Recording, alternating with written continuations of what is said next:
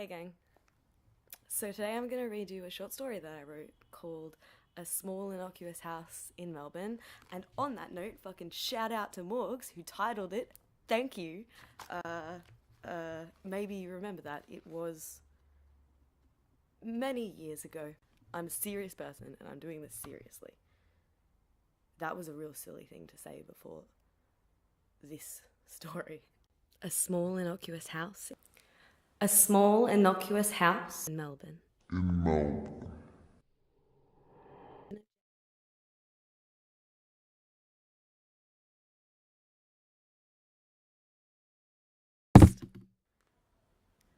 It was towards the closing stages of the evening, on the last Friday in March, when I found myself situated in a bipartisan affair betwixt myself and a broken sink with the ultimate goal of noodle preparation. I surveyed the vantage of the field. A free copy of Marx and Art, which I had obtained through a somewhat epic journey that morning, sat artistically placed on the rotting sofa, beside whose legs rested, face down as if a dead soldier, an open copy of Infinite Jest on the cold marble tiles. Its spine broken and face torn, I'd like to think that here in itself lay a form of infinite jest, yet, admittedly, David Foster Wallace's vocabulary far exceeds my own. The battlefield was alive with action. The floor, the couches, and the bench were all littered with plastic bags, socks, books, recycling, and a rather large collection of toy soldiers that had spilled across the plain weeks ago, now stuck in stalemate. I exaggerate, however. They posed no real threat, as it had only required a few days living here before I managed to navigate the most comfortable path from one end of the room to the other.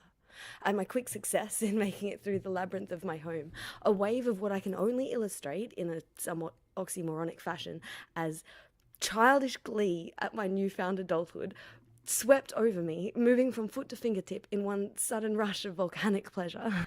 Dizzy, I steady myself, remembering this was no mundane task at hand. Now, given the right circumstances, dealing with the first stage of the procedure should indeed be quite simple.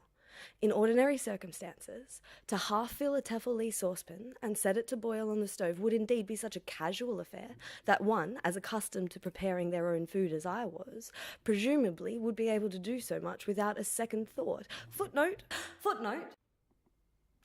Of course, the story you're reading is about a girl living in a share house in Bundoora, Melbourne, 2008. Back then, the country was still called Australia, and it would be a thrill.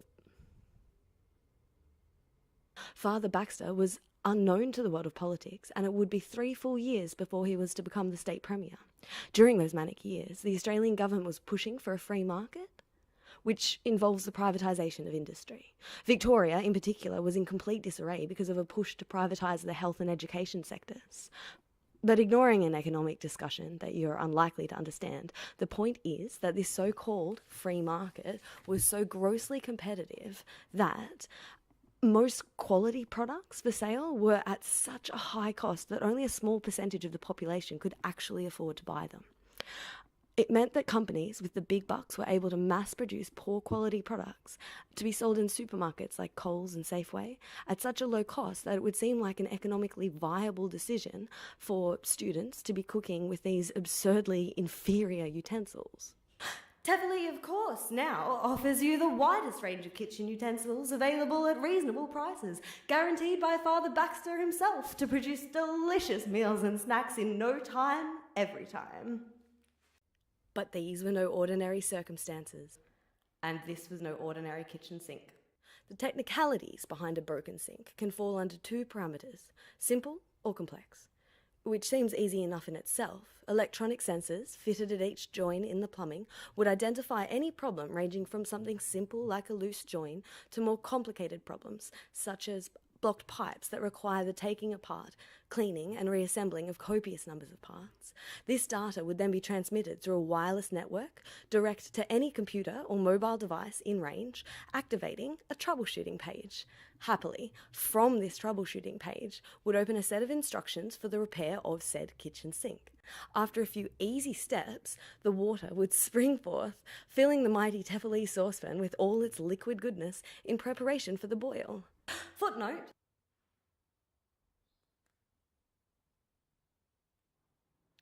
the programming behind the Digitar Aquarius Co. Pty Ltd was actually already in its second year of development by a schizophrenic widower living in Sydney. Since his youngest son had left home to study at Monash University, his paranoid delusions had extended so far as to include a fear that secret government organisations contracted out to gardeners, exterminators, and most importantly to plumbers, in order to install monitoring devices into the homes of all persons with an IQ of 135 and over. The Digitar Aquarius functioned as a maintenance device for all household plumbing, allowing for do-it-yourself repairs. However, it wasn't available to the general public until the year 2018. Here in the year 2008, solutions to neglected sinks are not so simple. They were, in fact, quite the monetary burden. Unfortunately, in this primitive age, in a household such as this, full of such studious young adults, a financial situation demanded all water consumption, for the likes of kettle boiling and mug filling, to be conducted through the bathroom sink. Much to my dismay, due to preparations to ravage his brain and body with copious amounts of whiskey and women, my housemate Jay was preparing himself in said bathroom. And although the prospect of seeing him naked didn't faze me at all, a small paranoid fear of discomforting or even angering my other housemates kept Jay and I from giving any public indication of our fondness for each other in a scantily clad state. What it all boils down to is this. Most kitchen sinks offer a pleasant range of water temperature control.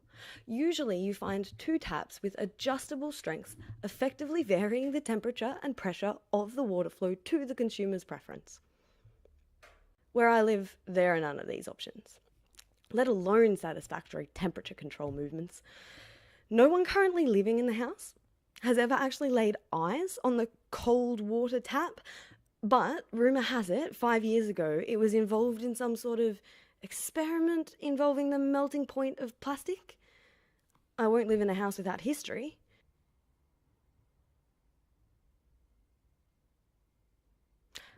Out of options, and having finally submitted to the fact that I was going to have to deal with this menace of a sink in order to prepare out of options, and having finally submitted to the fact that I was going to have to deal with this menace of a sink in order to prepare the night's meal, I took a step forward, only to encounter none other than the bane of my existence. To my supreme agitation, the beautiful empty patch of flooring in front of the stove had been infested by beasts so silent and cunning, I'm convinced no one else on the entire planet has caught on to their criminal and outright wicked plan for world dominance.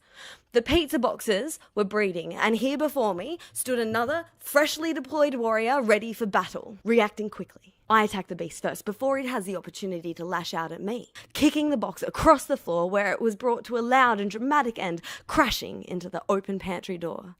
As the box took its last breath, I consoled the inkling of guilt at committing such a violent murder by stomping every last one of those damn cockroaches which filtered out of its cold, dead mouth. Takes that, motherfucker. Footnote. Footnote. Footnote. Footnote. Footnote. Footnote. The term motherfucker has an interesting history. Just 20 years ago, motherfucker was considered a vulgarity and was a commonly used insult. The word was linked to codes of behaviour or morals revolving around carnal knowledge of those whom share blood relations, commonly known as incest.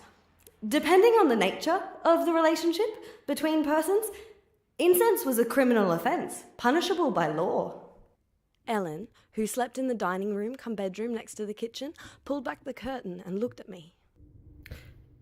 Jay left another fucking pizza box on the ground again. She shrugged and dropped the curtain, returning to what I can guess with a great deal of certainty would be the readings for the next day's lectures.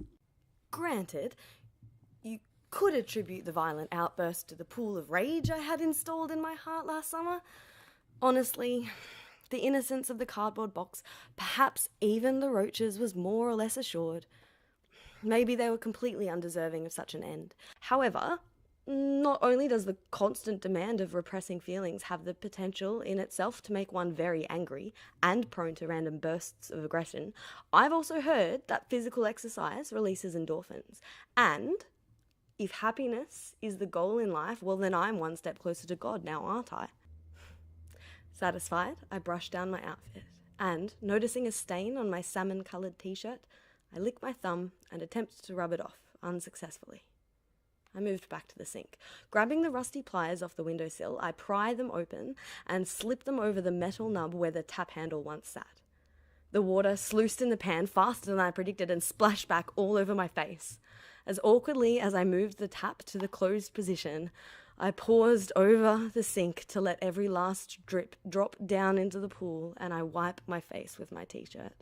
Step 1, light the stove. Step 2, place saucepan over burning element. Step 3, chaos. Running to find the scissors, open a bag of noodles, rinsing a bowl, finally getting every last skerrick of noodle into the water, separating 3 tiny sachets of flavouring, getting every last drop of oil and soy sauce, never putting in too much chili, throw out the trash, find the scissors again, wipe the bench, clean the scissors, wash a fork, stir the flavours in the bowl, rest. Have a break, need a Kit Kat. Sometimes I laugh at myself.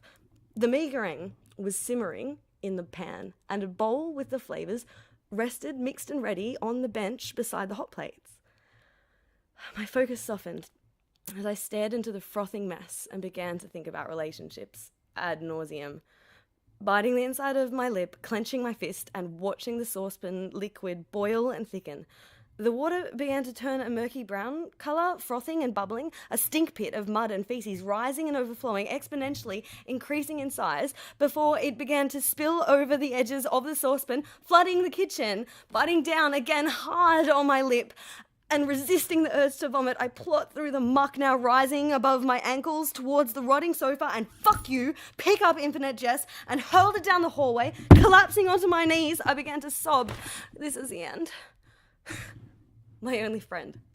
When the sex is over and the cigarette smoked, suddenly you find yourself sucked down into a vortex of foul-smelling sludge, unable to breathe, unable to move, unable to make a single autonomous decision, and a hissing sound. What? A hissing sound. What? I jumped to attention and skipped awkwardly back to the sink. I turned the gas down and stirred the noodles. They all broke apart and began to find their own shape, almost ready. It's the nights that get to you. It doesn't matter what you fill your day with, the silent emptiness of the night when friends have parted ways mutes your tongue and blinds your eyes. It was a time where you were never alone. Mobile phones, instant messaging, Facebook, friend counts, webcam, MySpace, never alone, more friends, never alone, email, Bluetooth, hands-free, be a part of the social network, work, consume, be silent, die, and never ever be alone. Where I should find freedom, passion, desire, I find emptiness. Our feelings reap what they sow, yet also change as quickly as the weather. Gas off, I quickly manoeuvre both saucepan and colander over the sink and slide every last noodle into the contraption. Steam rises and clouds the window, making its mark on the world before vanishing into nothingness, whilst I pour the noodles back into the saucepan. The tree outside, draped in winter, stood silent and majestic, grayscale poison able to make all my senses leave me, intoxicating, powerful. I stare at the saucepan full of noodles, and in one quick violent act, throw the entire lot, saucepan and all, into the garbage bin 1.5 meters away. The impact makes the bin skid, and I watch with pleasure as it bumps into the pizza box and is knocked over, its entire contents spilling all over the kitchen floor. This was perhaps the most satisfying meal I have ever made.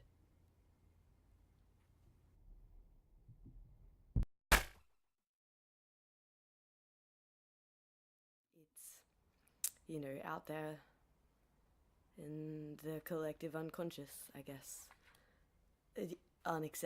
Inaccessibly. I should know the difference. Yeah, especially because I apparently like words.